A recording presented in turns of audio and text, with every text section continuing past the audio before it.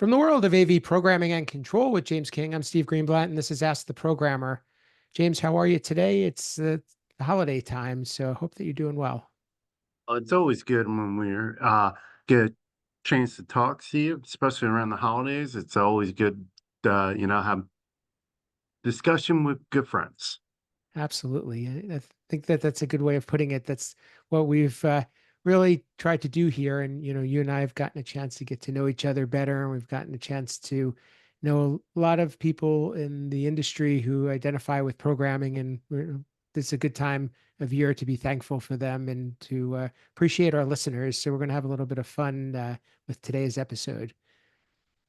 If we're thinking about the holidays, uh, you know, holidays involve a lot of technology, especially these days. And, whether it's helping to put together gifts or set things up or being the advisor for a purchase, people that are in roles that we're in, often are appreciated and sometimes a little bit taken advantage of, if you will. And I, I say that in a nice way, but we're the ones that may get stuck doing some of the heavy lifting, and that's kind of goes with the territory these days. But what are some things, I guess, from a programmer's perspective or a technology perspective, or what are some things that you would say that you might get roped into doing or get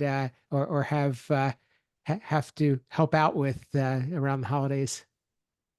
That's a good one. I would say almost everything and anything if we get rope in, or at least I feel. It used to be a running gag when I was back on the East Coast, was when the holidays came around and we scheduled the time that we were going to my wife's family side for the holidays. It was always make sure you bring your tech bag. Yeah. I was like, okay, don't worry about the presents, all that stuff. Make sure you bring your tech bag. Because, we always got those top keys that gets things done.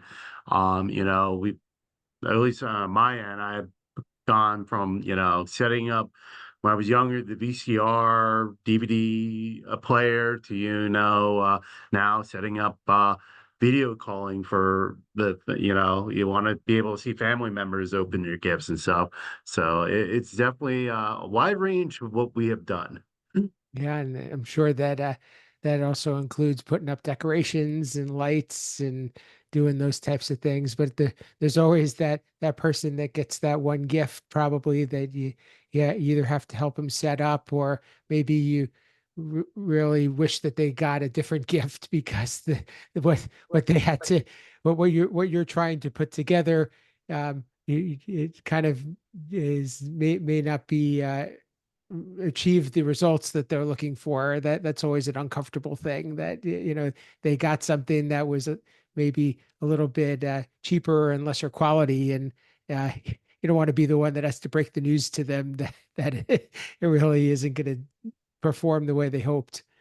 That and also, yeah, it definitely when they get the cheaper version or something. But I almost feel our family are just like typical users we face, but kind of worse, where they assume you know everything and anything about technology. It's like, hey, I got this new oven. You know how to program that, right? Yeah, sure. Let me whip it out. Like I program ovens all the time. Right. Absolutely. You know, I always think that we could be a great resource for guidance, but then there's those people that don't want to ask for help or for input because they're afraid of what you're going to tell them, and that's a lot of times that describes my family. I think that they're tired of me um, giving them too much detail or advising them down a road that they don't want to go down. So instead, they just won't ask at all, and then they'll just get what they get, and then wonder why in the end they may not be happy with it, or why it works a certain way, or why it is it's not as good as what they had expected.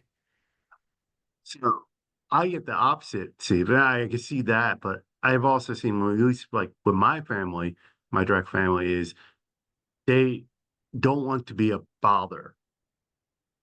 They're like, "Oh, you're busy. We know this," and then it's like, "Well, why didn't you run that past me? I could have saved you this headache now that we're dealing with."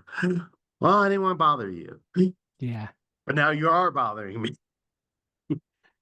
absolutely. I I think when it comes down to it for people, that especially programmers, we always want to we have kind of that built-in need to provide a good solution and for people to be happy with the outcome, and that we want them to like their technology. So it almost hurts to see them have something that they're not happy with or that isn't as good as what they could have had. Oh, definitely, and or could have if they just talk to us kind of like we expect our clients to talk to us. We can come up with the best user experience for them. But a lot of times we are just like our clients' meetings. We're brought in the last hour, and they're like, "Wait, you can't make this do what I want it to do." For sure. You know, it's funny that if I look at what are the things that we tend to lean toward from a work perspective, and may be different than what we tend to lean toward when it comes to having something at home. For work, we want flexibility. We want to be able to have more hands-on and be able to make it adapt to what we need, and be work in different situations. And when it's something for home, we really want it to just do what it's meant to do and be easy and be reliable. And I tend to find that I can gain some appreciation for looking at things from different perspectives. Yeah, and I kind of run into it where I I kind of go with the same mentality at work and at home is how can I set this up? One, that I don't receive calls for support. Two is if I do get a call for support, how can I support it? Yes, absolutely. Um, I have some I gain a lot of appreciation too about user interface, and you talked a little bit about user experience, but they, I've had several different smart locks, say at home, and they're so different, and just these little things can be the biggest value or the biggest annoyance. And when you have somebody pick out something that doesn't understand or doesn't know what to look for, you can go drastically wrong. And then the idea of having to take something that you bought and maybe have installed and don't like, and then have to take it out and replace it with something else, is it's almost like every day I could be annoyed with it, but it's still hard to go and take something out and replace it with something because it's installed and working. Yeah, definitely that, and you bring up a good point is the user interface and stuff. And I don't know, I know there's a mixed bag, especially in the technology field. You look at technology folks' home, some are use smart devices, others don't. Like either like I'm a big component of smart devices, smart outlets, Philips Hue, the home accessories like Google Home and Alexa and all that. But it's like, okay, like this year I had to go, I wanted another smart plug, and I have multiple of this one brand. I can't seem to find that any in the store anymore. So I had to go with a different one. And my wife is like, well, what's the big deal? I'm like, now I got to download another app. Hmm. It's like, why couldn't I just keep it all on one app? Like, I just wanted the same product. Yeah, no, absolutely. It's the the apps are almost a little bit out of control, and that's that what I think the apps are the old remote controls. So we used to have six remote controls in order to make something work, and now you have to have six apps to be able to make something work. Yeah, and before anyone at me, and feel free to at me, yes, I'm sure if I put the time in, I could find a way to integrate all these together. I just haven't done that yet. Well, and hence, the adage, the shoemaker's shoes. That we're all, probably other people can relate to that. Yeah. Any any thoughts about like what would make a good gift for a programmer? If we're in the holiday season and people are looking to get something for their favorite programmer. Oh, I have to say, because I know I would like more of these myself. Can't go wrong with Raspberry Pis, or even now they have the Orange board or Orange Pi, what they call it, or B boards, any of that stuff. Because, like, I know we talk about, especially how do you get into programming or something. Like these devices allow, it's a very low entry, and you can make mistakes, learn with them, and easy restart over. Unlike getting the more expensive equipment, and then you set it up and you're like, oh, it's not working right. These things are quick and easy, cheap usually, and like you say, if you ever have to restart them or reset them, it's very simple. Yeah, that's a great idea. That's and it sounds almost like a hobbyist kit too. If you could come up with a project to work on that you could buy the parts for and have it powered with a low cost processor like that, and be a great Yeah. way to learn programming. And my one strong suggestion to us programmers out there, our listeners, if you have wish lists and you putting products on there, and some are required to have others ones, our family may not realize that. And I've actually ran into that issue. Now, uh, the component wise, but it was funny. It was I actually had a GoPro camera, and then I had the waterproof case for it on my wish list. Because I had the aquarium. I thought was put the camera in the tank, get some videos and stuff like that. Well, Christmas time, I received the case, and I was like, "Oh, this is great. I hope I get the camera too." And the person who got me the case is like, "You don't have the camera?" I'm like, "No." Luckily, my birthday is a month later. They got me the camera for my birthday. That's funny. Yeah. It's almost a good gag, but that's pretty funny. That's a good tip. Yeah. That's a good tip. Um, This year, the person did reach out. There was something on my list. They're like, "Do you need anything else to go with this first?" I'm like, "Nope, I have all the other stuff." there you go. Now you taught him. Absolutely. Yeah, I like that idea. And if you like doing stuff on your computer, Stream Deck is probably a fun thing to get. It's a little bit more pricey, but not tremendously, but at least it gives you the ability to do some automation and create some actions on your computer.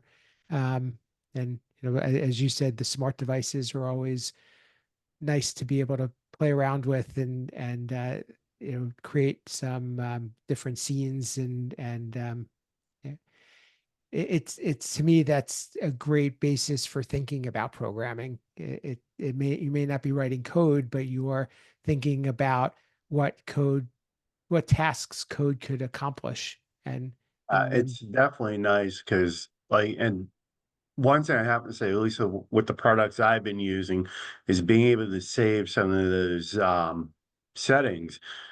For example, I'm a component of the hue lighting. mm, I know people have pros and cons of them, but I set up my scenes. I can set my lights to a certain Christmas theme. I can set them to a Halloween theme, and then next year I don't have to rethink about it. I just recall that scene, and it's all done, scheduled, everything. yeah, absolutely. And that's to me that's what programming accomplishes, and it actually is, it saves you time, or it makes things easy, or it creates efficiency. Yeah. And I got another funny story. programmers will love this, especially if they have the hobbyists of doing those Christmas lights controls. My years ago, my brother was into that. He Raspberry Pi, lighting on the house. He had some lawn decoration, but the lighting along the roof of the house, he made it permanent. So it was up all year, and when he was really into it, he would change it constantly for different holidays.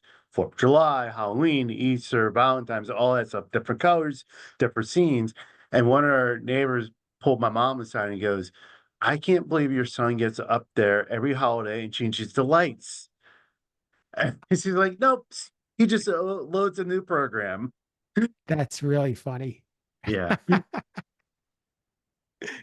Well, that's probably a good way for us to end this episode and, wish our audience happy holidays and, thanks for being listeners and hope that you receive the gifts that you're looking for this holiday season and hope that you don't get too taxed setting up the technology for your friends and family. But or if you do, you're being appreciated for it.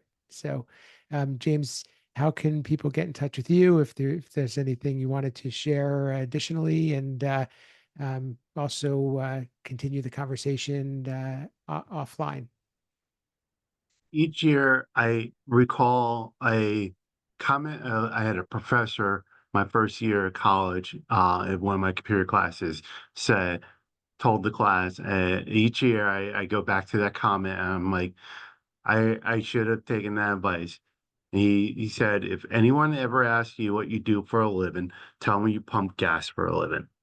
He's like, if they know you work in technology, you're gonna have family falling out of the woodwork. And that was many years ago, and it's still the same thing. So, yeah, if anyone asks what you do for a living, you pump gas for a living. Um, and not knocking anyone who pumps gas for a living, it's a noble career. Yeah, I think you're also talking from a New Jersey perspective because not many places do you go where people will pump gas for you. So yeah, yeah. No, that probably lost a lot of people there. Which is funny enough. I was in Pennsylvania when I went to school for that. But yeah. Anyway, if you're trying to get hold of me, AV_James King on X, LinkedIn. Blue Sky, I'm out there as well. Again, you Google me, you'll find me. absolutely. And for me, you can find me at Steve Greenblatt on social media and many platforms, as James said. You could find this podcast, both the audio version on your favorite podcast player or the video version on YouTube.